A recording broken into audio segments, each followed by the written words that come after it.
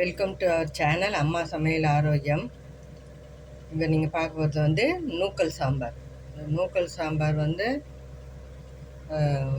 உடம்புக்கு ரொம்ப நல்லது. சுகர் இருக்கவங்கன்னா 100% வந்து இது வந்து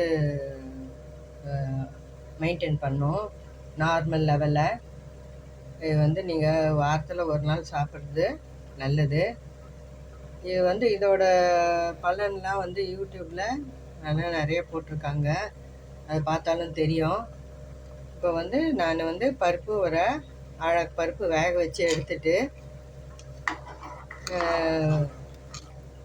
பருப்பு வேக வச்சு எடுத்துட்டு அதுக்கப்புறம் வந்து கடுகு ஒரு 2 டேபிள் ஸ்பூன் எண்ணெய் ஊற்றி, கடுகு, சீரகம், கொஞ்சம் வெந்தயம், இது மூணுத்தையும் தாளிச்சிட்டு ஒரு வெங்காயம், மீடியம் சைஸ் வெங்காயம் வந்து மீடியம் சைஸில் அரிஞ்சு அதை போட்டு வதக்கிட்டு, அதுக்கப்புறம் தக்காளி வதக்கணும், காய்கறி இந்த நூக்கல்.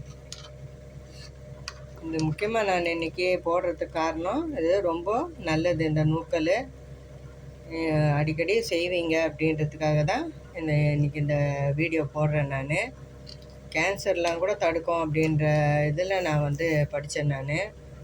இது நாங்கள் ரொம்ப நாளாக யூஸ் பண்ணுறோம். இப்போ தெரியாதவங்க யூஸ் பண்ணுவீங்க அப்படின்றதுக்காக போடுறேன். நான் பருப்பு வேக வச்சுட்டு காயெல்லாம் தாளிச்சிட்டு, அதுக்கப்புறம் வந்து காயை போட்டு நல்லா வதக்கிட்டு பருப்பில் போட்டுட்டு தனியாத்தூள் வந்து 2 டீஸ்பூனு, வெறும் மிளகாத்தூள் வந்து ஒரு 3/4 டீஸ்பூனு போட்டுட்டு புளியை கரைச்சி ஊற்றிட்டேன். இதுதான் வந்து இந்த சாம்பார்.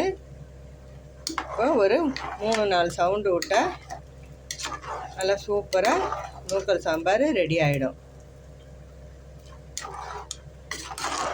இப்போது கொஞ்சம் கொதி வந்ததும் நான் மூடி போட்டு வெயிட் போட்டுற போகிறேன்.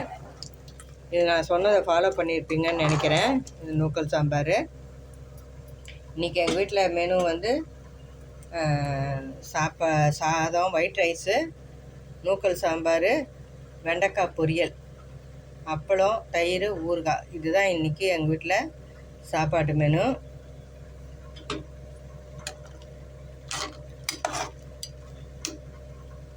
இதை வந்து 2 டேபிள் ஸ்பூன் எண்ணெய் ஊற்றி முதல்ல கடுகு, சீரகம், வெந்தயம், கண்டிப்பாக இது 3 போட்டிங்கன்னா நல்ல டேஸ்ட்டாகவும் இருக்கும், உடம்புக்கு ரொம்ப நல்லது, ஜீரண சக்திக்கெல்லாம். வெங்காயம், தக்காளி வதக்கிட்டு, காயை போட்டு வதக்கிட்டு, அதுக்கப்புறம் வந்து அந்த நல்லா வதக்கிட்டு வெந்த பருப்பில் போட்டுடணும்.